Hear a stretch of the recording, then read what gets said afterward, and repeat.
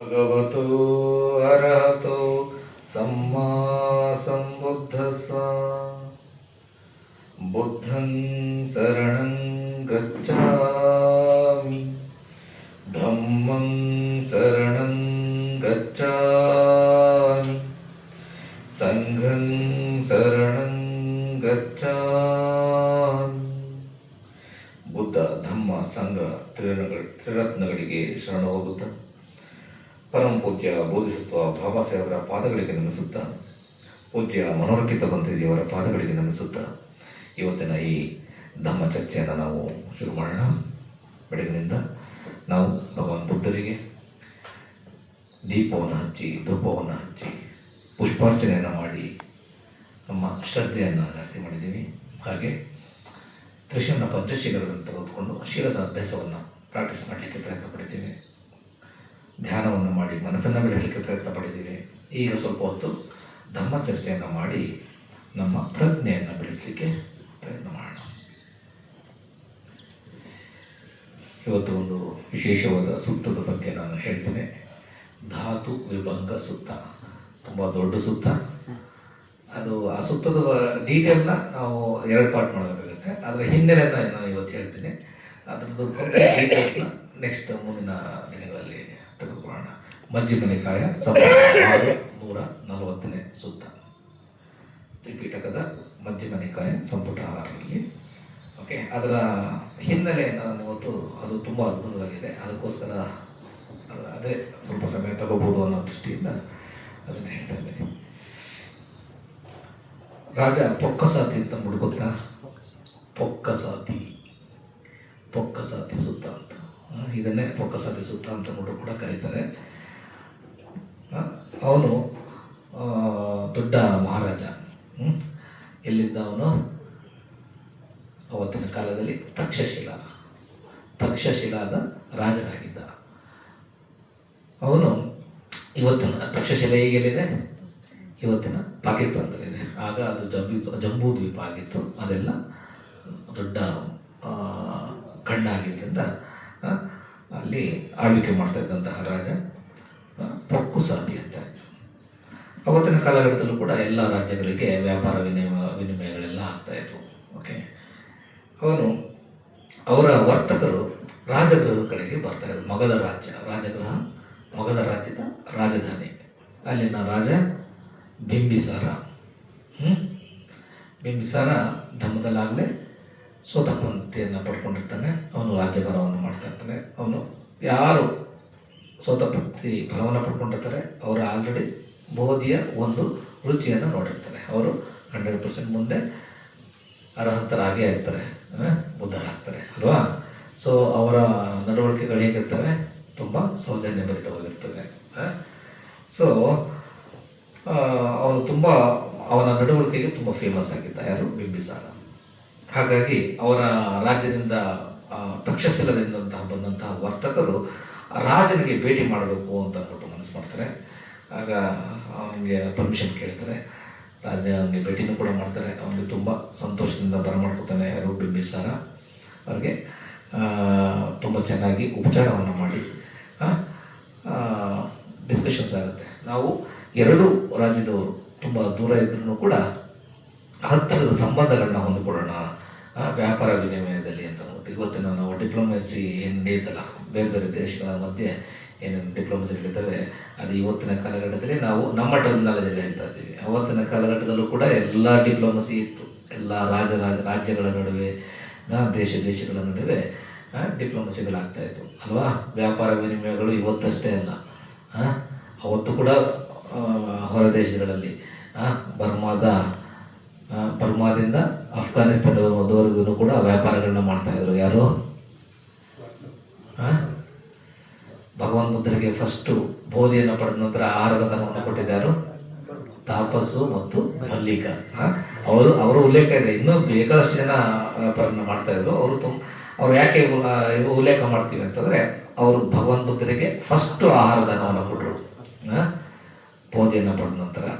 ಮತ್ತು ಫಸ್ಟು ಭಗವಾನ್ ಬುದ್ಧರು ಬದುಕಿದ್ದಾಗಲೇ ಒಂದು ಪಗೋಡವನ್ನು ಅವರ ಹೆಸರಿನಲ್ಲಿ ಮಾಡಿದ್ರು. ಇವತ್ತಿನ ಬರ್ಮಾದಲ್ಲಿದೆ ಅದು, ಮ್ಯಾನ್ಮಾರ್ನಲ್ಲಿ ಯಾಂಗೂನ್, ಇವತ್ತಿನ ಯಾಂಗೂನ್. ಬಾಬಾ ಸಾಹೇಬ್ ಇದ್ದಾಗ ಅದು ರಂಗೂನ್ ಅಂತ ಕರೀತಾ ಇದ್ರು. ರಂಗೂನ್ನಲ್ಲಿ 6ನೇ ಸಂಗಾಯಣ ಬಂತು, ಬೌದ್ಧ ಸಂಗಾಯಣ. ಅದರಲ್ಲಿ ಬಾಬಾ ಸಾಹೇಬರು ಒಬ್ಬರು ಬೋಧಿಸತ್ವರು ಇನ್ವಿಟೇಷನ್ ಇದ್ದಿದ್ದು. ಇನ್ನುಳಿದವರೆಲ್ಲ ಬಿಕ್ಕುಗಳು ಸಂಗಾಯಣ ಮಾಡಿದ್ದು. 6 ವರ್ಷ ಅದು ಸಂಗಾಯಣ ಆಗಿದ್ದು. ಅದನ್ನು ಅಮೃತಶಿಲೆ ಮೇಲೆ ಕೆತ್ತಿಸ್ತಾರೆ ಆ ಸಂಗಾಯಣದಲ್ಲಿ ತ್ರಿಪೀಠಕಗಳನ್ನು.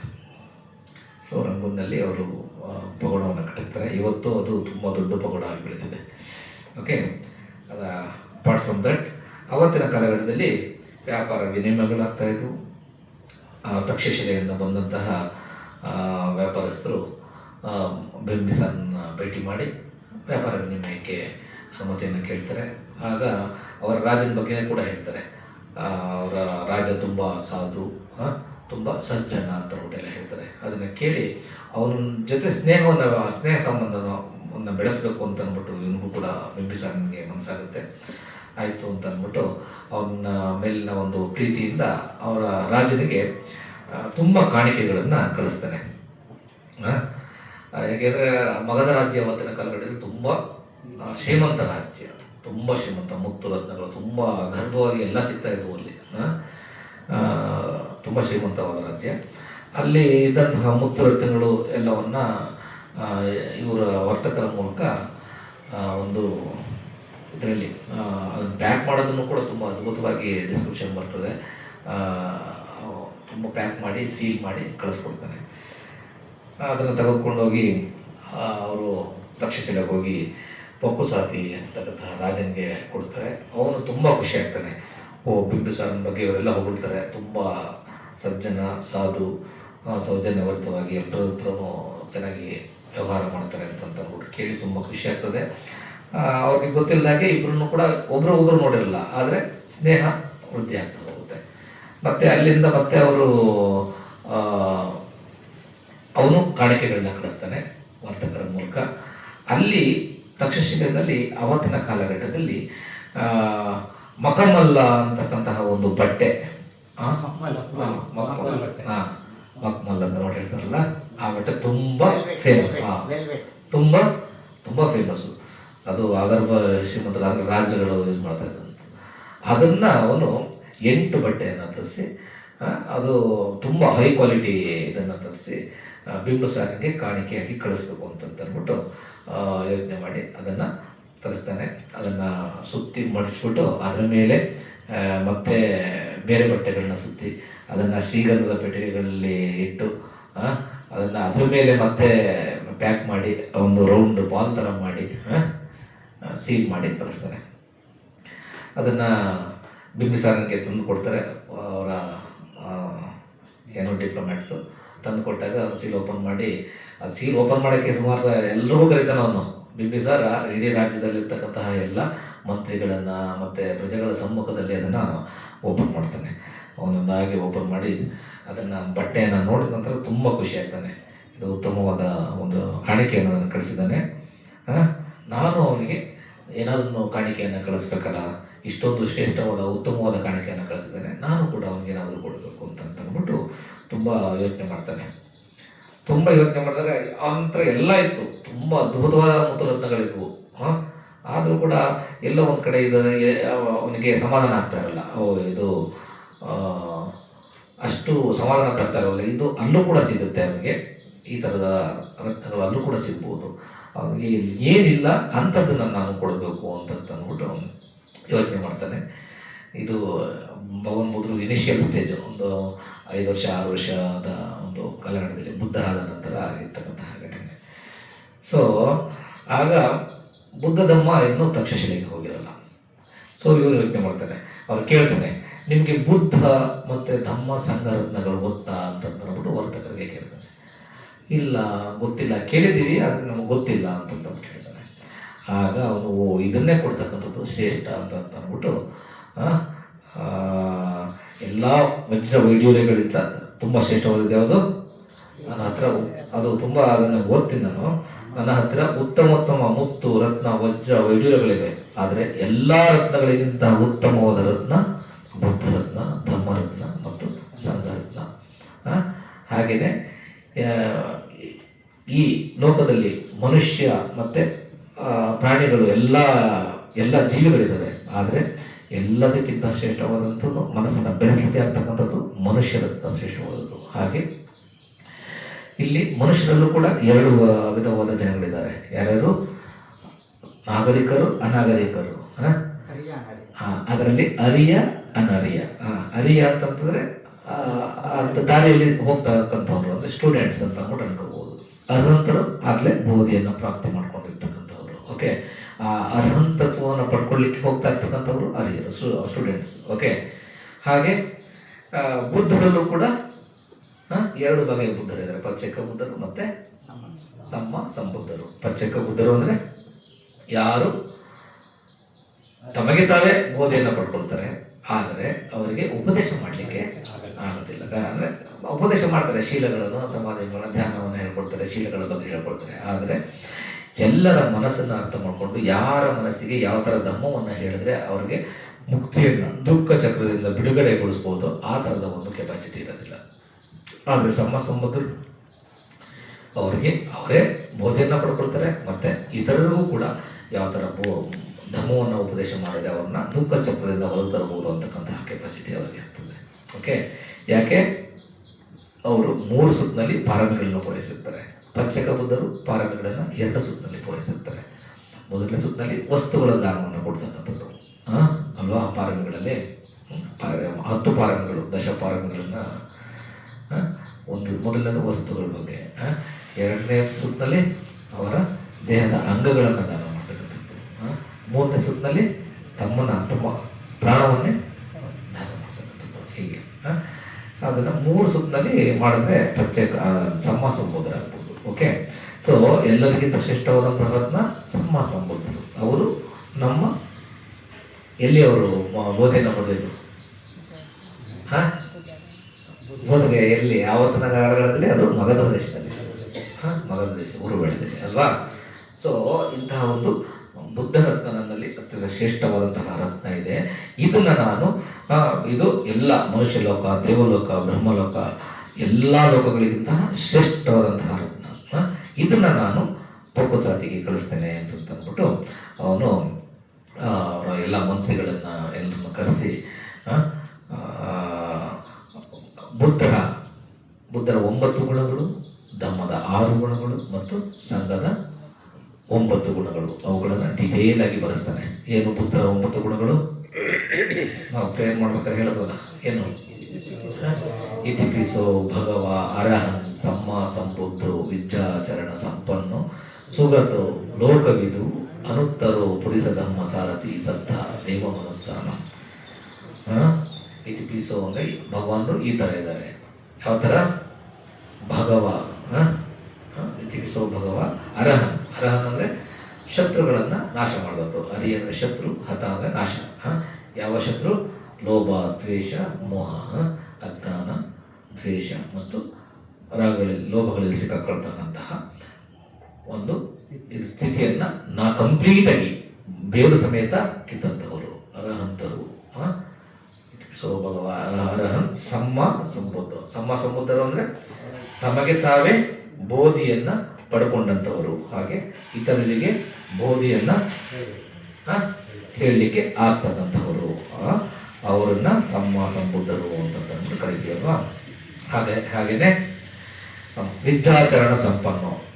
ವಿದ್ಯಾಚರಣ ಅಂದರೆ ವಿದ್ಯೆ ಮತ್ತು ಆಚರಣೆ ಎರಡರಲ್ಲೂ ಕೂಡ ಅವರು ಪರಿಪಕ್ವವಾದಂಥವರು, ಎಲ್ಲ ಅದರ ಸಂಪನ್ನ. ಕೇವಲ ಹೇಳ್ತಾ ಇರಲಿಲ್ಲ, ಅವರು ಹೇಳಿದ್ದನ್ನು ಮಾಡ್ತಾ ಇದ್ರು. ಅದೇ ಥರ ಮಾಡಿದ್ದನ್ನಷ್ಟೇ ಅವರು ಹೇಳ್ತಾ ಇದ್ರು.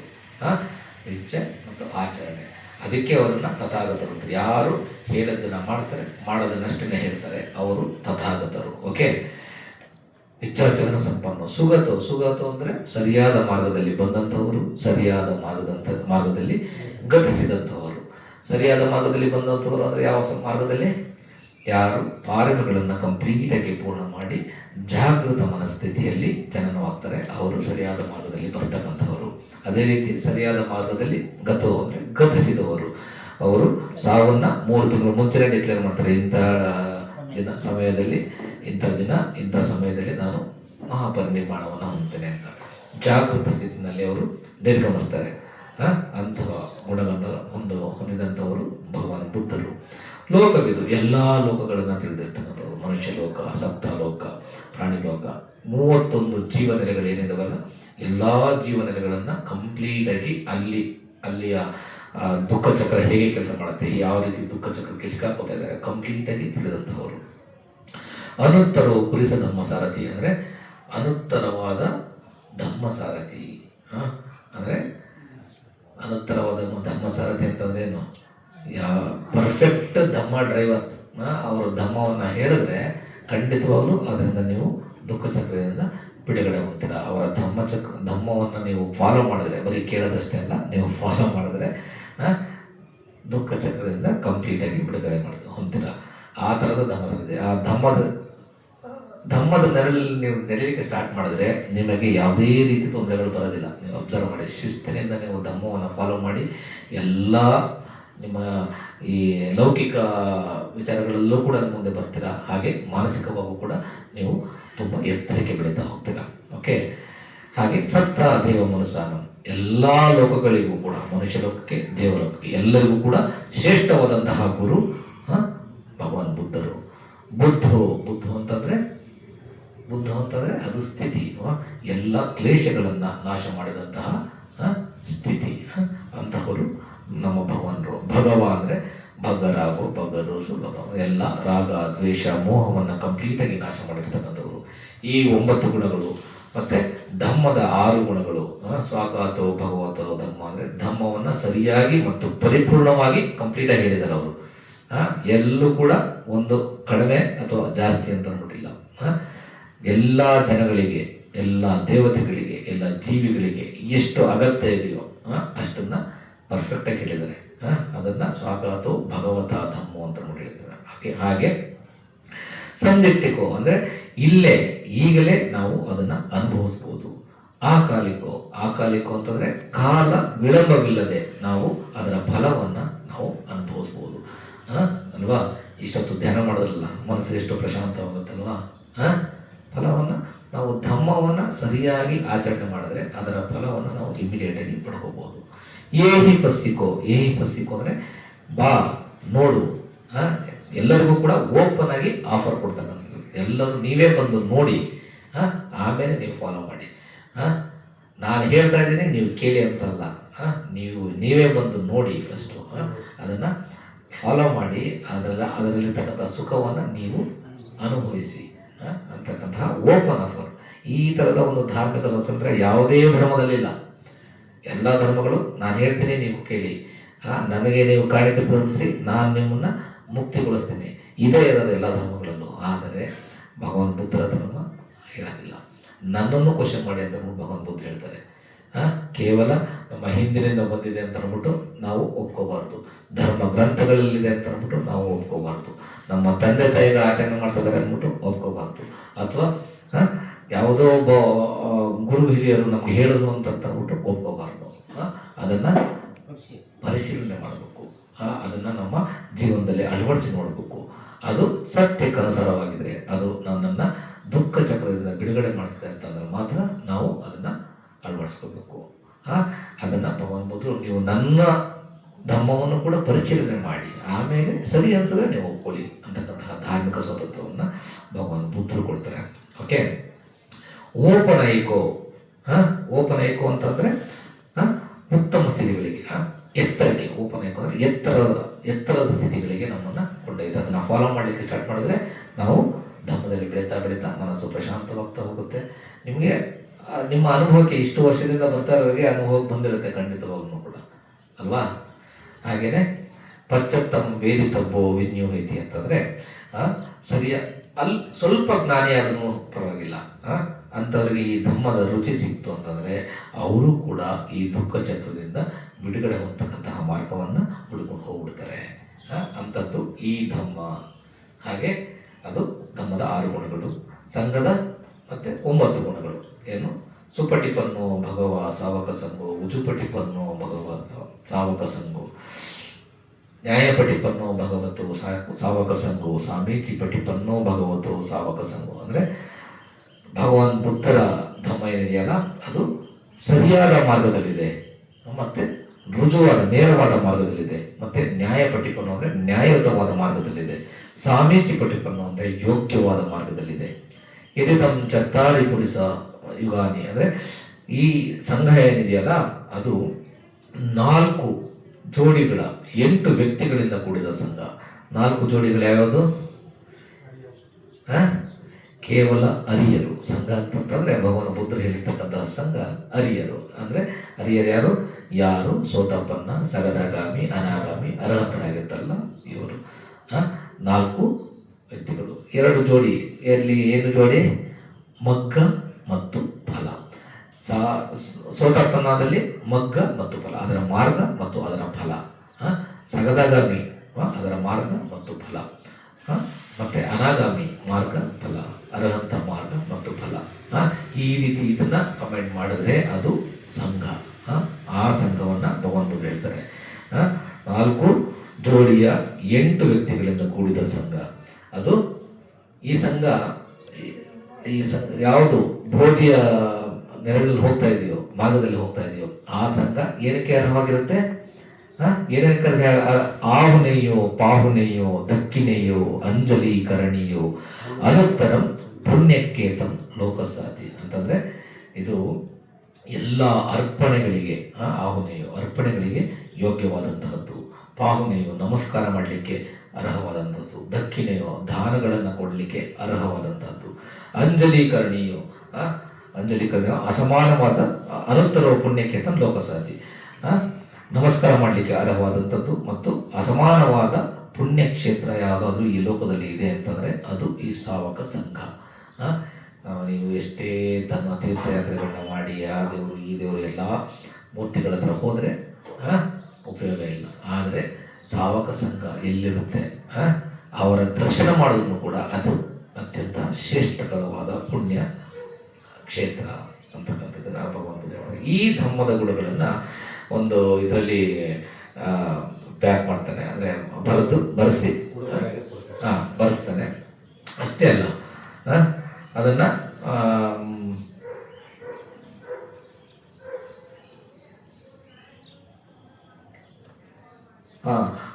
ಮತ್ತೆ ನಾವು ಇದರಲ್ಲಿ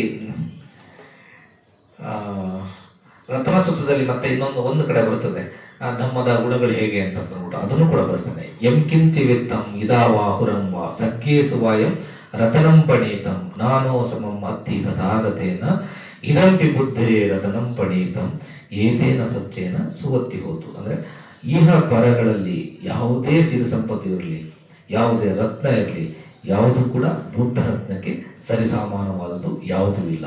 ಈ ಸತ್ಯವಚನದಿಂದ ನಿನಗೆ ಸ್ವಸ್ತಿ ಸಿಗಲಿ, ಅಂದರೆ ನಿನಗೆ ಒಳ್ಳೆಯದಾಗಲಿ ಅಂತಕ್ಕಂಥದ್ದನ್ನು ಬರೆಸ್ತಾನೆ. ಹಾಗೆ ಧಮ್ಮದ ಗುಣಗಳನ್ನು ಕೂಡ ನಾವು ಇದರಲ್ಲಿ ಯಾವುದರಲ್ಲಿ ರತನ ಸೂತ್ರದಲ್ಲಿ ಬರ್ತದೆ. ಎಂಬುತ್ತ ಸೆಟ್ಟು ಪರಿವಣ್ಣೈ ಶುಚಿನ್ ಸಮಾಧಿಮಾನಂತರಿ ಕನ್ಯಮಾಹು ಸಮಾಧೀನ ತೇನ ಸಮೋನ ವಿಚ್ಯತಿ ಇದಂಪಿ ಧಮ್ಮೆ ರತನಂ ಪಣೀತಂ ಏತೇನ ಸತ್ಯೇನ ಸುವತ್ತಿ ಹೋತು. ಹೇಳ್ತಾರಲ್ವಾ, ಏನು ಹಂಗಂದ್ರೆ ಈ ಲೋಕೋತ್ತರ ಪವಿತ್ರತೆಯನ್ನು ಯಾವುದನ್ನು ಸಮ್ಮಾ ಸಂಬುದ್ಧರು ಪ್ರಶಂಸಿಸಿದ್ದಾರೋ ಇದು ಲೋಕೋತ್ತರ ಧಮ್ಮ ಇದೆಯಲ್ಲ, ಅದು ಲೋಕೋತ್ತರದ ಇದು ನಿಯಮಗಳು. ಅದನ್ನ ಅಖಂಡ ಧ್ಯಾನವಾಗಿ ಕರೆಯಲ್ಪಟ್ಟಿತು. ಅದಕ್ಕೆ ಸರಿಸಮಾನವಾದ ಬೇರೆ ಏಕಾಗ್ರತೆ ಇಲ್ಲ. ಇಂತಹ ರತ್ನವು ಧಮ್ಮದಲ್ಲಿದೆ. ಈ ಒಂದು ಸತ್ಯವಚನದಿಂದ ನಿನಗೆ ಒಳ್ಳೆಯದಾಗಲಿ ಅಂತ ನೋಡಿ ಬಳಸ್ತಾನೆ. ಹಾಗೆ ಸಂಘದ ಗುಣಗಳನ್ನು ಬಳಸ್ತಾನೆ. ಸಂಘದ ಗುಣಗಳನ್ನು ಮತ್ತೆ ರತನ ಸೂತ್ರದಲ್ಲಿರೋ ರೀತಿಯಲ್ಲಿ ಬಳಸ್ತಾನೆ. ಏ ಪುಕ್ಕಲ ಅಡ್ಡ ಸತಂ ಪ್ರಸತ್ತ ಚತ್ತಾರಿ ಏತಾನಿ ಯುಗಾನಿ ಹೋಂತಿ ತೇ ದಿಕ್ಕಿಣೇಯ ಸುಗತಸ್ಸ ಸಾವಕ ಏತೇಸು ದಿನ್ನಾನಿ ಮಹಾಫಲಾನಿ ಇದಂಪಿ ಸಂಘೇ ರತನಂ ಪಣೀತಂ ಏತೇನ ಸಚ್ಚೇನ ಸುವತ್ತಿ ಹೋತು. ಅಂದರೆ 8 ವ್ಯಕ್ತಿಗಳು, ಶಾಂತ ಪುರುಷರು, ಪವಿತ್ರ ಅವಸ್ಥೆಗಳನ್ನು ಹೊಂದಿದ 4 ಜೋಡಿ ದಾನಕ್ಕೆ ಯೋಗ್ಯರು, ಮಾರ್ಗದಾತನ ಶಿಷ್ಯ ಮಕ್ಕಳು, ಅವರಿಗೆ ದಾನ ಕೊಡುವುದು ಮಹಾಫಲದಾಯಕ. ನಿಜಕ್ಕೂ ಸಂಘದಲ್ಲಿ ಈ ಅಮೂಲ್ಯ ರತ್ನ ಇದ್ದು ಈ ಸತ್ಯವಚನದಲ್ಲಿ ನಿನಗೆ ಒಳ್ಳೆಯದಾಗಲಿ ಅಂತ ಅಂದ್ಬಿಟ್ಟು ಬರೆಸ್ತಾನೆ. ಬರೀ ಅಷ್ಟೇ ಅಲ್ಲ, ಅದರ ಜೊತೆಗೆ ಶೀಲ ಸಮಾಧಿ ಪ್ರಜ್ಞೆಯ ಬಗ್ಗೆ ಕಂಪ್ಲೀಟಾಗಿ ಡೀಟೇಲ್ ಆಗಿ ಬರೆದ್ಬಿಟ್ಟು ಅದನ್ನು ಪ್ಯಾಕ್ ಮಾಡ್ತಾನೆ. ಯಾವುದ್ರಲ್ಲಿ ಪ್ಯಾಕ್ ಮಾಡ್ತಾನೆ?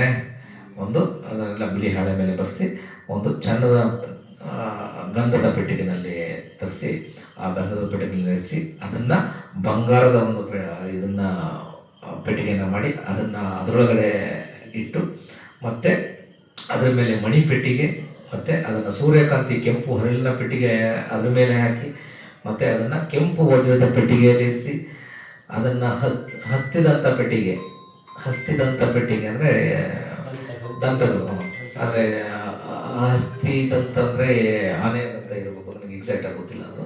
ಅದಂಥ ಪೆಟ್ಟಿಗೆ ಮತ್ತು ದಶರಥ ಪೆಟ್ಟಿಗೆ ಮತ್ತು ಲಾಸ್ಟಲ್ಲಿ ಬಿದಿರಿನ ಪೆಟ್ಟಿಗೆ, ಅದರ ಮೇಲೆ ಮತ್ತು ಬಿಳಿ ಬಣ್ಣ, ಶುಭ್ರವಾದ ಬಿಳಿ ಬಣ್ಣ ವಸ್ತ್ರವನ್ನು ಹಾಕಿ ಸುತ್ತಿ ಅದರ ಮೇಲೆ ರಾಜಮುದ್ರೆಯನ್ನು ಒತ್ತಿ ಅದನ್ನು ತುಂಬ ಶ್ರದ್ಧೆಯಿಂದ ತುಂಬ ರಾಜಭಟರ ಜೊತೆ ಅವರ ಒಂದು ಡೆಲಿಗೇಷನ್ ಜೊತೆ ತುಂಬ ಶ್ರದ್ಧೆಯಿಂದ ತೆಗೆದುಕೊಂಡೋಗಿ ಇದನ್ನು ಪೊಕ್ಕಸಾತಿಗೆ, ಯಾರಿಗೆ ಪೊಕ್ಕಸಾತಿ ತಕ್ಷಶಿಲದ ರಾಜ, ಅವನಿಗೆ ಕೊಡಿ ಅಂತ ಅಂದ್ಬಿಟ್ಟು ಒಂದು ತುಂಬ ಶ್ರದ್ಧೆಯಿಂದ ಉತ್ಸವದ ಮೂಲಕ ಕಳಿಸ್ತಾನೆ. ಅದನ್ನು ಮತ್ತೆ ಒಂದು ವಾರ್ ಮಾಡ್ತಾನೆ. ಏನು ವಾರ್ನು? ಇದನ್ನು ನೀವು ಅವರ ಮಹಾರಾಣಿಯರ ಸಮ್ಮುಖದಲ್ಲಿ ಕೊಡಬೇಡಿ, ರಾಜನಿಗೆ ಸೆಪರೇಟಾಗಿ ಕೊಡಬೇಕು ನೀವು ಅಂತ ಅಂದ್ಬಿಟ್ಟು ಹೇಳಿ ಕಳಿಸ್ತಾನೆ. ಯಾಕೆ ಅಂತಂದರೆ ಲಾಸ್ಟಲ್ಲಿ ಒಂದು ಇಷ್ಟೆಲ್ಲ ಬರ್ಸಾದ್ಮೇಲೆ ಲಾಸ್ಟಲ್ಲಿ ಒಂದು ಕೆಳಗಡೆ ಕೊಟ್ಬಿಟ್ಟಿರ್ತಾನೆ. ಏನು ಇದನ್ನು ಇಷ್ಟೆಲ್ಲ ಶ್ರೇಷ್ಠವಾದಂತಹ ಗುಣಗಳಿರ್ತಕ್ಕಂತಹ ಧಮ್ಮವನ್ನು ನೀನು ಅಪ್ಪಿಕೊಂಡು ನೀನು ಸಾಧ್ಯವಾದರೆ ಬಿಕ್ಕು ಆಗು ಅಂತಂದ್ಬಿಟ್ಟು ಬರ್ತಿರ್ತಾನೆ. ಓಕೆ, ಸೊ ರಾಣಿಯರ ಸಮ್ಮುಖದಲ್ಲಿ ಕೊಡಬೇಡಿ ಅಂತಂದ್ಬಿಟ್ಟು ಹೇಳ್ತಾನೆ. ಸೊ ಅದನ್ನು ತಗೊಂಡು ಬಂದು ಅದನ್ನು ರಿಸೀವ್ ಮಾಡ್ಕೊಳ್ಳೋದಕ್ಕೆ ಪೊಕ್ಕಸಾತಿ ಅಲ್ಲೂ ಕೂಡ ದೊಡ್ಡ ಒಂದು ಡೆಲಿಗೇಷನ್ ಇಟ್ಟಿರ್ತಾನೆ. ಅವನ್ನ ರಿಸೀವ್ ಮಾಡ್ಕೋತಾನೆ, ತುಂಬ ಆಧಾರದಿಂದ ರಿಸೀವ್ ಮಾಡ್ಕೋತಾನೆ. ರಿಸೀವ್ ಮಾಡಿಕೊಂಡು ಅವನು 7 ಅಂತಸ್ತಿನ ಅರಮನೆ ಅವತ್ತಿನ ಕಾಲಘಟ್ಟದಲ್ಲಿ ಅವನು ಅದನ್ನು ತೆಗೆದುಕೊಂಡು 7ನೇ ಅಂತಸ್ತಿಗೆ ಹೋಗ್ತಾನೆ. ಯಾರು ಇಲ್ಲದೆ ಒಬ್ಬನೇ ಒಬ್ಬ ಅಟೆಂಡೆಂಟ್ ಜೊತೆ 7ನೇ ಅಂತಸ್ತಿಗೆ ಹೋಗಿ ಒಬ್ಬನೇ ಅದನ್ನು ಓಪನ್ ಮಾಡ್ತಾನೆ. ಎಲ್ಲವನ್ನೂ ಓಪನ್ ಮಾಡಿ ಓಪನ್ ಮಾಡ್ತಾ ಮಾಡ್ತಾ ಪ್ರತಿಯೊಂದೂ ನೋಡ್ತಾ ಒಂದೊಂದು ಪೆಟ್ಟಿಗೆ ನೋಡಿದಾಗಲೂ ಅವನಿಗೆ ಆಶ್ಚರ್ಯ ಆಗ್ತದೆ. ಇನ್ನೂ ಇಂತಹ ಒಂದು ಗಿಫ್ಟ್ ಕಳಿಸಿದ್ದಾನೆ, ಇಂತಹ ಒಂದು ಕುತೂಹಲ ಜಾಸ್ತಿ ಆಗ್ತಾ ಹೋಗುತ್ತೆ. ಕೊನೆಗೆ ಲಾಸ್ಟಲ್ಲಿ ತೆಗೆದು ನೋಡಿದಾಗ ಅದು ಧಮ್ಮದ ಒಂದು ಇದನ್ನು ನೋಡ್ತಾನೆ. ಅವನಿಗೆ ಗೊತ್ತಿರೋದಿಲ್ಲ ಬುದ್ಧರ ಒಂದು ಉದಯ ಆಗಿದೆ ಅಂತ ಅಂದ್ಬಿಟ್ಟು. ಮೊದಲನೇದಾಗಿ ನೋಡ್ತಾ ಇದ್ದಂಗೆ ಅವನಿಗೆ ಬಹಳ ಒಂದು ಏನು ವೈಬ್ರೇಷನ್, ಸಂಚಲನ ಆಗುತ್ತೆ. ಬುದ್ಧರ ಉದಯ ಆಗಿದೆ ಈ ಒಂದು ಭೂಮಿ ಮೇಲೆ ಅಂತ ಅಂದ್ಬಿಟ್ಟು ಕೇಳಿ ಮತ್ತೆ ಅದಕ್ಕೆ ಮತ್ತೆ ಅವರ ಗುಣಗಳನ್ನು ಓದ್ತಾ ಅವ್ರಿಗೆ ಇನ್ನೂ ಕೂಡ ಶ್ರದ್ಧೆ ಜಾಸ್ತಿ ಆಗ್ತಾ ಹೋಗ್ತದೆ. ಈಗ ಬುದ್ಧರ ಗುಣಗಳನ್ನು ಶಾರ್ಟಾಗಿ ಹೇಳಿದೆ ನಾನು ಅಲ್ವಾ. ಆ ಗುಣಗಳನ್ನು ಕೇಳಿದ್ರೆ ನಾವು ಯಾಕೆ ಪ್ರೇಯರ್ ಮಾಡೋದು? ಈಗ ಪ್ರೇಯರ್ ಮಾಡ್ತಾ ಇದೀವಲ್ಲ, ಈ ಗುಣಗಳನ್ನು ನಾವು ಹೇಳ್ತಾ ಇರ್ತಕ್ಕಂಥದ್ದು ಏನಕ್ಕೆ? ನಾವು ವರ ಕೇಳ್ತಾ ಇದೀವ ಬುದ್ಧರಿಗೆ? ಬುದ್ಧರಿಗೆ ನಾವು ವರ ಕೇಳೋದಿಲ್ಲ, ಬುದ್ಧರಿಗೆ ನಾವು ಏನೂ ಕೂಡ ಬೇಡೋದಿಲ್ಲ.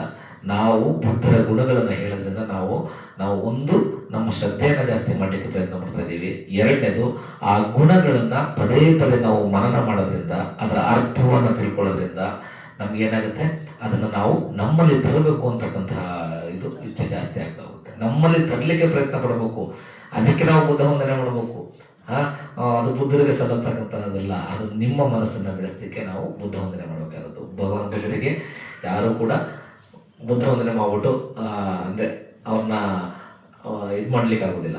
ನಾವು ಬುದ್ಧ ವಂದನೆ ಮಾಡ್ತಕ್ಕಂಥದ್ದು ನಮ್ಮ ಮನಸ್ಸನ್ನು ಬೆಳೆಸಲಿಕ್ಕೆ. ಅವರಲ್ಲಿ ಇರ್ತಕ್ಕಂತಹ ಗುಣಗಳು, ಧಮ್ಮದ ಗುಣಗಳು, ಸಂಘದ ಗುಣಗಳನ್ನು ನಾವು ಎಷ್ಟು ಮನನ ಮಾಡ್ತೀವೋ, ಅದು ಎಷ್ಟು ಅರ್ಥ ಮಾಡ್ಕೊಳ್ತೀವೋ, ಪ್ರತಿ ಸಲ ಬೇರೆ ಬೇರೆ ಆ್ಯಂಗಲ್ ಅರ್ಥ ಆಗುತ್ತದು. ಅದನ್ನು ನಮ್ಮಲ್ಲಿ ತರಲಿಕ್ಕೆ ನಾವು ಪ್ರಯತ್ನ ಪಡಬೇಕು ಅನ್ನೋ ದೃಷ್ಟಿಯಿಂದ ಇದು ಮಾಡೋದು. ಹಾಗೆಯೇ ಇವನು ಅದನ್ನೆಲ್ಲ ನೋಡ್ತಾ ಓದ್ತಾ ತುಂಬ ಸಂತೋಷ ಆಗ್ತದೆ, ಕಣ್ಣಲ್ಲಿ ನೀರು ಬರುತ್ತೆ. ಕೊನೆಗೆ ಆ ಧ್ಯಾನಗಳ ಬಗ್ಗೆ ಕೂಡ ಅವನು ಮೆನ್ಷನ್ ಮಾಡುತ್ತಾನೆ. ಸಮತ ಧ್ಯಾನ, ವಿಪಸ್ಸನ ಧ್ಯಾನಗಳ ಬಗ್ಗೆ ಅವನ್ನ ಧ್ಯಾನ ಮಾಡಲಿಕ್ಕೆ ಸ್ಟಾರ್ಟ್ ಮಾಡ್ತಾನೆ. ಶೀಲ, ಸಮಾಧಿ, ಪುಣ್ಯ 3 ಬರ್ತಿರ್ತಾನಲ್ಲ, ಅದನ್ನು ಧ್ಯಾನ ಮಾಡ್ತಾ ಅವನಿಗೆ ಧ್ಯಾನದಲ್ಲಿ ಧ್ಯಾನಗಳಿಗೆ ಹೋಗ್ಬಿಡ್ತಾನೆ ಅವನು. ಯಾವಾಗ ಧ್ಯಾನ, ಅರೂಪಾವಚರ ಧ್ಯಾನ ಅಂದರೆ ಎಷ್ಟು ಧ್ಯಾನಗಳಿದ್ದಾವೆ? 8 ಧ್ಯಾನಗಳಿದ್ದಾವೆ, 8 ಧ್ಯಾನ ಸ್ಥಿತಿಗಳಿದ್ದಾವೆ. ನಾವು ಧ್ಯಾನವನ್ನು ಮಾಡ್ತಾ ನಾವು ಕೂಡ ಆ ಧ್ಯಾನಗಳನ್ನ ಪಡ್ಕೋಬಹುದು ಅಲ್ವಾ. ಈ ರೂಪಾವಚಾರ ಅಂತಂದರೆ ಅವು 4 ಧ್ಯಾನ ಸ್ಥಿತಿಗಳು ಈ ರೂಪಾವಚಾರ ಇದರೊಳಗಡೆ ಬರ್ತವೆ. 1ನೇ ಧ್ಯಾನ, 2ನೇ ಧ್ಯಾನ, 3ನೇ ಧ್ಯಾನ, 4ನೇ ಧ್ಯಾನ. 5ನೇ ಧ್ಯಾನದಿಂದ ಎಲ್ಲ ಅರೂಪವಚರ ಇದಕ್ಕೆ ಹೋಗ್ತವೆ. ಅಲ್ವಾ ಮುಂದೆ ಐದನೇಯಿಂದ ಅಂದರೆ ಶೂನ್ಯದ ಮೇಲೆ ನಾವು ಧ್ಯಾನ ಮಾಡ್ತೀವಿ. ಆಕಾಶಂಚಾಯತನ, ನೇವ ಸಂಜ್ಞಾ, ನಾಸಂಜ್ಞಾಯತನ, ಈ ಥರ ಕೇವಲ ಅರೂಪಗಳ ಮೇಲೆ ನಾವು ಧ್ಯಾನವನ್ನು ಮಾಡ್ತಾ ಹೋಗ್ತೀವಿ. ಓಕೆ, ಆ ಧ್ಯಾನಗಳಲ್ಲಿ ಅವನು ಹೋಗ್ತಾನೆ. ಆ ಧ್ಯಾನಗಳಿಗೆ ಹೋದ ತಕ್ಷಣ ಏನಾಗುತ್ತೆ, ನಮ್ಮ ಪ್ರಜ್ಞೆ ಓಪನ್ ಆಗಲಿಕ್ಕೆ ಸ್ಟಾರ್ಟ್ ಆಗುತ್ತೆ. ಸತ್ಯವನ್ನು ನಾವು ಯಥಾರ್ಥವಾಗಿ ನೋಡಲಿಕ್ಕೆ ನಾವು ಸ್ಟಾರ್ಟ್ ಮಾಡ್ತೀವಿ. ಅದನ್ನು ಅರ್ಥ ಅಂದರೆ ಅಲ್ಲೇ ಧಮ್ಮವನ್ನು ಅರ್ಥ ಮಾಡ್ಕೊತಾನೆ. ಧಮ್ಮವನ್ನು ಅರ್ಥ ಮಾಡಿಕೊಂಡು ಅವನು ನಾನು ಬಿಕ್ಕು ಆಗ್ತೀನಿ ಅಂತ ಅವನು ಡಿಸೈಡ್ ಮಾಡ್ತಾನೆ. ಅವನು ಅಲ್ಲಿ ಅಷ್ಟಲ್ಲಾಗಲೇ ಇದನ್ನು ಇಷ್ಟೆಲ್ಲ ಓದಬೇಕು, ಅರ್ಥ ಮಾಡ್ಕೋಬೇಕು ಅಂತಂದ್ರೆ ಟೈಮ್ ಆಗುತ್ತಲ್ಲ, 2-3 ಸುಮಾರು ಟೈಮ್ ಆಗ್ಬಿಟ್ಟಿರ್ತದೆ. ಅಷ್ಟಲ್ಲಾಗಲೇ ಹೊರಗಡೆ ದೊಡ್ಡ ಉತ್ಸವದ ಮೂಲಕ ತಗೊಂಡು ಬಂದಿರ್ತಾರೆ. ಜನಗಳೆಲ್ಲ ಫುಲ್ ಕೂಗಾಡ್ತಾ ಇರ್ತಾರೆ, ರಾಜ ಇನ್ನೂ ಬರಲೇ ಇಲ್ಲ, ಗಿಫ್ಟ್ ತಗೊಂಡು ಬರಲೇ ಇಲ್ಲ ಅಂತ ಅಂದ್ಬಿಟ್ಟು ಏನಾಯಿತು ಅಂತ ಅಂದ್ಬಿಟ್ಟಿಲ್ಲ. ಅದನ್ನು ಅವರು ಎಕ್ಸ್ಪೆಕ್ಟ್ ಮಾಡಿದ್ದೇನು, ಅದನ್ನೆಲ್ಲ ತಗೊಬಂದು ಎಲ್ಲರ ಮುಂದೆ, ನರ್ತಕಿಯರ ಮುಂದೆ, ಎಲ್ಲರ ಮುಂದೆ ನಮಗೆ ಎಂಟರ್ಟೈನ್ ಮಾಡಿ ನಮಗೆ ತೋರಿಸ್ಬೇಕು ಅಂತ ಅಂದ್ಬಿಟ್ಟು ಎಕ್ಸ್ಪೆಕ್ಟ್ ಮಾಡಿರ್ತಾರೆ. ಆದರೆ ಅವನು ಧ್ಯಾನ ಮಾಡಿ ಜನಗಳಲ್ಲಿ ಹೋಗಿ ಬಿಕ್ಕು ಆಗಬೇಕು ಅಂದ್ರೆ ಡಿಸೈಡ್ ಮಾಡಿಬಿಡ್ತಾನೆ. ಅದು ಕೇಳಿಸ್ತಾ ಇರ್ತದೆ, ಕೂಗಾಡ್ತಾ ಇರೋದು, ಇನ್ನೂ ಬಂದಿಲ್ಲ ಅಂತ ಅಂದ್ಬಿಟ್ಟು. ಸೊ ಅವನು ಅಲ್ಲೇ ಕೇವಲ ಅವನು ಒಬ್ಬ ಅಸಿಸ್ಟೆಂಟ್ ಮಾತ್ರ ಕರ್ಕೊಂಡು ಹೋಗಿರ್ತಾನೆ. ಮೇಲೆ ಅವನು ಕೂದಲುಗಳನ್ನ ಕಟ್ ಮಾಡಿ ಕಿರೀಟ ಸಮೇತ ಕೆಳಗಡೆಗೆ ಹಾಕ್ಬಿಡ್ತಾನೆ. ನಾನು ಅದನ್ನು ಒಂದು ಇದರಿಂದ ತ್ಯಾಗ ಮಾಡ್ತಾ ಇದ್ದೀನಿ ಅಂತ ಅಂದ್ಬಿಟ್ಟು ಅದನ್ನು ತಲೆ ಬಿಡಿಸ್ಕೊಂಡು ಕೆಳಗಡೆ ಬರ್ತಾ ಇರ್ತಾನೆ. ಅಲ್ಲೆಲ್ಲ ನರ್ತಕಿಯರೆಲ್ಲ ಇರ್ತಾರೆ. ಐಡೆಂಟಿಫೈ ಮಾಡೋಕ್ಕಾಗಲ್ಲ ಒಬ್ರಿಗೂ ಕೂಡ, ಅವನು ರಾಜ ಅಂತ ಅಂದ್ಬಿಟ್ಟೆ ಗೊತ್ತಾಗಲ್ಲ. ಸೊ ಅವನು ನಡ್ಕೊಂಡು ಹೋಗ್ತಾ ಹೋಗ್ತಾ ಯಾವಾಗ ಈ ಕೆಳಗಡೆ ಕಿರೀಟ ಬಿದ್ದಿರುತ್ತೆ, ಮತ್ತೆ ಇವ್ನು ಕೆಳಗಡೆ ಬಂದಾಗ ಸುಮಾರು ಜನ ಪೇಷನ್ಸ್ ಕರ್ಕೊಂಡು ಮೇಲ್ಗಡೆ ಹೋಗ್ತಾರೆ, ಅಲ್ಲಿ ಇರಲ್ಲ. ಆಗ ಅವ್ರು ಫ್ಲಾಶ್ ಆಗ್ತದೆ, ಓ ಈಗ ಹೋಗ್ತಾ ಇರೋನೇ ರಾಜ ಅಂತ ಅಂದ್ಬಿಟ್ಟು ಎಲ್ಲರೂ ಬಿಡೋವಂತ ಹಿಂದೆ ಹೋಗ್ಲಿಕ್ಕೆ ಸ್ಟಾರ್ಟ್ ಮಾಡ್ತಾರೆ. ಆಮೇಲೆ ಸ್ವಲ್ಪ ದೂರ ಹೋದ್ಮೇಲೆ ಅವನು ನೀವು ರಾಜನ ಆಜ್ಞೆಯನ್ನು ಪಾಲನೆ ಮಾಡ್ತೀರಲ್ವ ಅಂತ ಅಂದ್ಬಿಟ್ಟು ಕೇಳ್ತಾನೆ. ಹೌದು ರಾಜ, ಯಾಕೆಂದ್ರೆ ಅವನ ಮೇಲೆ ತುಂಬ ಇದಿರುತ್ತೆ, ತುಂಬ ಸುಚರಿತ ಆಗಿರ್ತಾನೆ, ತುಂಬ ಹೆಲ್ಪಿಂಗ್ ನೇಚರ್ ಇರ್ತದೆ, ಫಾಲೋ ಮಾಡ್ತೀವಿ ಅಂತಾರೆ. ಆಮೇಲೆ ಅವನು ಒಂದು ಗೆರೆನ ಹಿಡಿತಾನೆ, ನನ್ನ ಆಜ್ಞೆ ಯಾರೂ ಕೂಡ ಈ ಗೆರೆಯನ್ನು ದಾಟಬಾರ್ದು ನೀವು ಅಂತ ಅಂದ್ಬಿಟ್ಟು. ಆಮೇಲೆ ಯಾರೂ ಕೂಡ ಅವನ ಆಜ್ಞೆಯನ್ನು ಮೀರೋದಿಲ್ಲ. ಅವನು ಅಲ್ಲಿಂದ ಧಮ್ಮವನ್ನು ಹುಡ್ಕೊಂಡು ಬುದ್ಧರನ್ನು ಹುಡ್ಕೊಂಡು, ಅದರಲ್ಲಿ ಬರೆದಿರ್ತಾರೆ ಲಾಸ್ಟಲ್ಲಿ ಸಾವಸ್ತಿನಲ್ಲಿ ಬುದ್ಧರ ಉದಯ ಆಗಿದ್ದು ಅವನೇ ಅನ್ಕೋತಾನೆ. ಮಗದದಿಂದ ಕಳಿಸಿರ್ತಾರಲ್ಲ, ಮಗದಲ್ಲೇ ಇದ್ದಾರೆ ಅಂತ ಅಂದ್ಬಿಟ್ಟು ಅವನ ತಲೆಯಲ್ಲಿ ಅವನು ಅಲ್ಲಿಂದ ಹೊರಟು ಬಂದ್ಬಿಡ್ತಾನೆ. ಬರ್ತಾ ಬರ್ತಾ ಬರ್ತಾ ಸುಮಾರು 192 ಯೋಜನ ದೂರ ತಕ್ಷಶಿಲೆಯಿಂದ ಅಲ್ಲಿಗೆ. 1 ಯೋಜನ ಅಂತಂದ್ರೆ ಎಷ್ಟು, 7 ಮೈಲಿ. 7 ಮೈಲಿ ಅಂದರೆ ಹೆಚ್ಚು ಕಡಿಮೆ 12ರಿಂದ 13 ಕಿಲೋಮೀಟ್ರು. 192 ಯೋಜನೆಗಳನ್ನು ಅವನು ನಡ್ಕೊಂಡು ಬರ್ತಾನೆ. ಶ್ರಾವಸ್ತಿ ಮೇಲೆ ಬರ್ತಾನೆ. ಶ್ರಾವಸ್ತಿ ಮೇಲೆ ಭಗವಂತರು ಇರ್ತಾರೆ. ತುಂಬ ಶ್ರದ್ಧೆಯಿಂದ ಅವನು ಎಲ್ಲ ಅಲ್ಲಿರ್ತಕ್ಕಂಥ ಬಿಕ್ಕುಗಳಿಗೆಲ್ಲ ಹೇಳ್ತಾ ಇರ್ತಾನೆ, ಬಿಕ್ಕುಗಳಿಗೆ, ಸ್ನೇಹಿತರಿಗೆ ಎಲ್ಲ. ಇವನು ಪರಿವ್ರಾಜಕ ಆಗಿರ್ತಾನೆ. ಸೊ ಅವ್ರಿಗೆಲ್ಲ ಹೇಳ್ತಾರೆ ಬುದ್ಧರ ಉದಯ ಆಗಿದೆ ಅಂತ ಅಂದ್ಬಿಟ್ಟೆಲ್ಲ ಹೇಳ್ಕೊ ಬರ್ತಾನೆ. ಆದರೆ ಶ್ರಾವಸ್ತಿಲಿರೋದು ಅವನಿಗೆ ಗೊತ್ತಾಗೋದಿಲ್ಲ. ಅವನು ಮಗದಕ್ಕೆ ಬರ್ತಾನೆ. ಮಗದಕ್ಕೆ ಬಂದು ಅಲ್ಲಿ ಬಂದುಬಿಟ್ಟು ಅಲ್ಲಿ ಕೇಳ್ತಾನೆ ಬೆಕ್ಕುಗಳಿಗೆ. ಆಗ ಇಲ್ಲ, ಭಗವಾನ್ ಬುದ್ಧರು ಎಲ್ಲಿ ಶ್ರಾವಸ್ತಿನಲ್ಲಿದ್ದಾರೆ. ಆಗ ಅವನಿಗೆ ಇದಾಗುತ್ತೆ. ಮತ್ತೆ ವಾಪಸ್ಸು ನೈಟ್ ಆಗಿರುತ್ತೆ, ವಾಪಸ್ ಹೋಗೋದಕ್ಕೆ ನಾಳೆಗೆ ಪ್ರಿಪೇರ್ ಆಗ್ತೀನಿ ಅಂತ ಅಂದ್ಬಿಟ್ಟು ಅಲ್ಲಿ ಒಬ್ಬ ಕುಂಬಾರನ ಮನೆಯಲ್ಲಿ ಒಂದು ಆಶ್ರಯವನ್ನು ಕೇಳ್ತಾನೆ. ಅವನಿಗೆ ಆಶ್ರಯ ಕೊಡ್ತಾನೆ. ಆಗ ನೆಕ್ಸ್ಟ್ ಡೇ ಭಗವಾನ್ ಬುದ್ಧರು ಮಹಾಕರುಣ ಅವರ ದಿನಚರಿಯಲ್ಲಿ ಪ್ರತಿದಿನ ಎದ್ದ ತಕ್ಷಣ 4 ಗಂಟೆಗೆ ಎದ್ದೇಳ್ತಾ ಇದ್ದವರು, 2 ಗಂಟೆ ಮಾಡ್ತಾ ಇದ್ದವರು.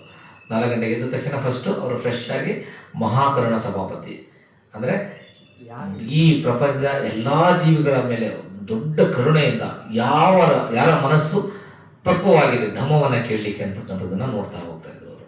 ಆಗ ನೋಡಬೇಕಾದ್ರೆ ಅವರು ನನಗೆ ಪೊಕ್ಕಸತಿ ಭಗವಾನ್ ಬುದ್ಧರಿಗೆ ಕಾಣ್ತಾರೆ. ಅಲ್ಲಿನ ಶ್ರಾವಸ್ತಿಯಿಂದ ಅವರು ನೆಕ್ಸ್ಟ್ ಡೇ ಇಲ್ಲಿಗೆ ಬರ್ತಾರೆ. ಇವ್ನು ಸುಸ್ತಾಗಿರುತ್ತೆ, ನೆಕ್ಸ್ಟ್ ಡೇ ಹೋಗಲ್ಲ, ಅವನು ಉಳ್ಕೊಂಡಿರ್ತಾನೆ, ತುಂಬ ಸುಸ್ತಾಗ್ಬಿಟ್ಟಿರ್ತಾನೆ, ಉಳ್ಕೊಂಡಿರ್ತಾನೆ ಅಲ್ಲೇ. ನೆಕ್ಸ್ಟ್ ಡೇ ಅವರು ಅಲ್ಲಿಂದ ಇಲ್ಲಿಗೆ ಬರ್ತಾರೆ. ಭಗವಾನ್ ಬುದ್ಧರೇ ಮಗದಕ್ಕೆ ಬರ್ತಾರೆ. ಮಗದಕ್ಕೆ ಬಂದು ಬರೋದಕ್ಕೆ ಸಂಜೆ ಆಗ್ಬಿಡುತ್ತೆ. ಸಂಜೆ ಅದೇ ಕುಂಬಾರನ ಮನೆಗೆ ಹೋಗ್ಬಿಟ್ಟು ನನಗೂ ಉಳ್ಕೊಳ್ಳಿಕ್ಕೆ ಸ್ಥಳ ಕೊಡ್ತೇನಪ್ಪ ಅಂತ ಅಂದ್ಬಿಟ್ಟು ಕೇಳ್ತಾರೆ. ಆಗ ಸ್ಥಳ ಇದೆ, ಅಲ್ಲೊಬ್ರು ಆಲ್ರೆಡಿ ಒಬ್ಬ ಸನ್ಯಾಸಿ ಇದ್ದಾರೆ, ನೀವು ಇರ್ಬೋದು, ಅವ್ರ ಹತ್ರ ಮಾತಾಡಿ ಅಂತ ಅಂದ್ಬಿಟ್ಟು ಹೇಳ್ತಾನೆ. ಭಗವಾನ್ ಬುದ್ಧರು ಹೋಗ್ತಾರೆ. ಹೋಗಿ ಫೋಕಸ್ ತೆಗಿ ಕೇಳ್ತಾರೆ. ನನಗೆ ಇಲ್ಲಿ ನಿನ್ನ ಜೊತೆ ಉಳ್ಕೊಬೋದೇನಪ್ಪ ಅಂತ ಅಂದ್ಬಿಟ್ಟು ಕೇಳ್ತಾರೆ. ಆಯ್ತು ಉಳ್ಕೊಳ್ಳಿ, ನಂದೇನು ಅಬ್ಜೆಕ್ಷನ್ ಇಲ್ಲ. ಅವ್ನು ನೋಡಿಲ್ಲ ಬುದ್ಧರ ಮಿತ್ರ, ಉಳ್ಕೋಬಹುದು ನೀವು, ಬನ್ನಿ ಅನಿಸ್ತೀನಿ ಉಳ್ಕೊಳ್ಳಿ ಅಂತ ಅಂದ್ಬಿಟ್ಟು ಸಂಬೋಧನೆ ಮಾಡ್ತಾರೆ. ಮತ್ತೆ ಅವ್ರನ್ನ ಭಗವಾನ್ ಬುದ್ಧರು ನೋಡಿ ಕೇಳ್ತಾರೆ, ನೀನು ಯಾಕೆ ಇಲ್ಲಿ ಬಂದಿದೀಯಾ? ನೋಡೋದಕ್ಕೆ ತುಂಬಾ ಇಬ್ರು ಕೂಡ ಧ್ಯಾನಾಸಕ್ತರಾಗ್ಬಿಡ್ತಾರೆ, ಧ್ಯಾನದಲ್ಲಿ ಮಗ್ನರಾಗ್ತಾರೆ. ಅದಾದ್ಮೇಲೆ ಸ್ವಲ್ಪ ಹೊತ್ತಾದ್ಮೇಲೆ ಭಗವಾನ್ ಬುದ್ಧರು ಸಂಭಾಷಣೆ ಸ್ಟಾರ್ಟ್ ಮಾಡ್ತಾರೆ. ನೀನು ಧ್ಯಾನದಲ್ಲಿ ಇಷ್ಟೊಂದು ಮಗ್ನನಾಗಿದೆಯಾ, ಯಾರು ನೋಡಿಕೊಂಡು ಬಂದಿದೀಯಾ ನೀನು ಅಂತ ಅಂದ್ಬಿಟ್ಟು ಕೇಳಿದೆ. ಯಾರು ನಿನ್ನ ಗುರು ಅಂತ ಅಂದ್ಬಿಟ್ಟು ಕೇಳಿದೆ. ನನ್ನ ಗುರು ಭಗವಾನ್ ಬುದ್ಧರು, ಬುದ್ಧರ ಉದಯ ಆಗಿದೆ, ಅವರೇ ನನ್ನ ಗುರು ಅಂತ. ನೀವು ಅವ್ರನ್ನ ಯಾರು ಅಂತ ಗೊತ್ತಾ ಭಗವಾನ್ ಬುದ್ಧರು ಅಂತ ಅಂದ್ಬಿಟ್ಟು ಕೇಳ್ತಾನೆ. ಗೊತ್ತಿಲ್ಲ, ಇನ್ನು ನೋಡಿಲ್ಲ ಅಂತ ಅಂದ್ಬಿಟ್ಟು ಹೇಳ್ತಾನೆ. ಅವ್ರೆಲ್ಲಿದ್ದಾರೆ ಗೊತ್ತಾ ಅಂತ ಅಂದ್ಬಿಟ್ಟು ಕೇಳ್ತಾರೆ. ಸಾವಸ್ಥೆಯಲ್ಲಿದ್ದಾರೆ ಅಂತ ಅಂದ್ಬಿಟ್ಟು ಹೇಳ್ತಾರೆ. ನೀನು ಅವ್ರು ನೋಡಿದ್ಯಾ ಅಂತ ಕೇಳ್ತಾರೆ. ನೋಡಿಲ್ಲ ಅಂತ ಅಂದ್ಬಿಟ್ಟು ಹೇಳ್ತಾರೆ. ಮತ್ತೆ ನೀನು ಅವ್ರನ್ನ ನೋಡಿದ್ರೆ ಗುರ್ತು ಹಿಡಿಬೋದಾ ನೀನು ಅಂತ ಅಂದ್ಬಿಟ್ಟು ಕೇಳ್ತಾರೆ. ಇಲ್ಲ, ಗುರ್ತು ಹಿಡಿಲಿಕ್ಕೆ ಸಾಧ್ಯ ಇಲ್ಲ ಅಂತ ಅಂದ್ಬಿಟ್ಟು ಹೇಳ್ತಾರೆ. ಮತ್ತೆ ಹಾಗಾದ್ರೆ ನಾನು ಧಮ್ಮವನ್ನ ಹೇಳ್ತೀನಿ, ನೀನು ಕೇಳು ಅಂತ ಅಂದ್ಬಿಟ್ಟು ಭಗವಾನ್ ಬುದ್ಧರು ಹೇಳ್ತಾರೆ. ಆಗ ಅವನಿಗೆ ತುಂಬಾ ಒಂದು ವಾರಗಟ್ಟಲೆ ನೀರು ಸಿಗದೆ ನನಗೆ ನೀರು ಸಿಕ್ತಷ್ಟು ಸಂತೋಷ ಆಗುತ್ತೆ. ಅದೇ ಥರ ಉಲ್ಲೇಖ ಇರೋದಿಲ್ಲ ಅವನಿಗೆ, ಆ ಥರ ಖುಷಿ ಆಗ್ಬಿಡುತ್ತೆ ಅವನಿಗೆ. ಮತ್ತೆ ಆಗಲಿ ಮಿತ್ರ, ಧರ್ಮವನ್ನು ನೀವು ಹೇಳು, ನಾನು ಕೇಳ್ತೀನಿ ಅಂತ ಅಂದ್ಬಿಟ್ಟು ಮತ್ತೆ ಮಿತ್ರ ಅಂತ ಅಂದ್ಬಿಟ್ಟು ಸಂಬೋಧನೆ ಮಾಡ್ತಾನೆ. ಆಮೇಲೆ ಭಗವಾನ್ ಬುದ್ಧರು ಆಗ ಅವನಿಗೆ ಧಮ್ಮವನ್ನು ಹೇಳ್ತಾರೆ. ಆ ಧಮ್ಮ ಧಾತು ವಿಭಂಗ ಸುತ್ತ. ಧಾತು ವಿಭಂಗ ಸುತ್ತ ಅಂದರೆ ಧಾತುಗಳು ಎಷ್ಟು ಧಾತುಗಳಿದ್ದಾವೆ? ಇಷ್ಟು ವರ್ಷ ಕೇಳಿದ್ರೆ ಧಮ್ಮನ ಧಾತುಗಳು ಹೇಳ್ಬೇಕು. ನಾಲ್ಕ 6 ಧಾತುಗಳು. ಧಾತು ವಿಭಂಗ ಓದಿದ್ರೆ ಗೊತ್ತಾಗುತ್ತೆ. 4 ಧಾತುಗಳು ಎಲ್ಲ ವಸ್ತುಗಳು ಆಗಿರ್ತಕ್ಕಂಥದ್ದು 4 ಧಾತುಗಳಿಂದ. ಆದ್ರೆ 6 ಧಾತುಗಳಿದ್ದಾವೆ. ಮೊದಲನೇದು ಪೃಥ್ವಿ, ಪೃಥ್ವಿ, ಪಟಾವಿ, ಆಪೋ, ತೇಜ, ವಾಯು. ಇವಿಷ್ಟು ಗೊತ್ತು ನಿಮಗೆ ಅಲ್ವಾ? ಎಲ್ಲ ವಸ್ತುಗಳು ಈ 4 ವಸ್ತುಗಳಿಂದ, ಒಂದು ಘನ, ಗಾಳಿ, ನೀರು, ಬೆಂಕಿ, ಉಷ್ಣ, ಇವುಗಳಿಂದ ಆಗಿದ್ದಾವೆ. ಇನ್ನೆರಡು ಯಾವುದು? ಒಂದು ಆಕಾಶ. ಆಕಾಶ ಅಂದ್ರೆ ಏನು?